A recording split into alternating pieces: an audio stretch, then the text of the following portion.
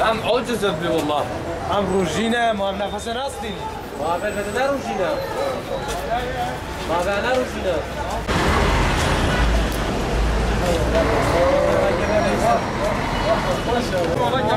ماسكه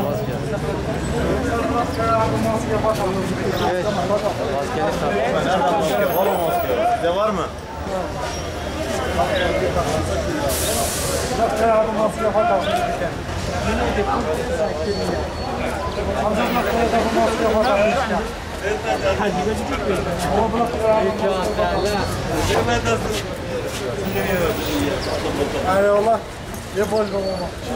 Bugün burada milleti bilinçlendirmek adına geldik. Buraya toplandık. Silopi Devlet Hastanesi ve Şırnak İl Sağlık Müdürlüğü adına bir platform oluşturduk. Millete maske, mesafe, hijyen adında uyarılarda bulunuyoruz. Şırnak geneli vakalar arttı şu an.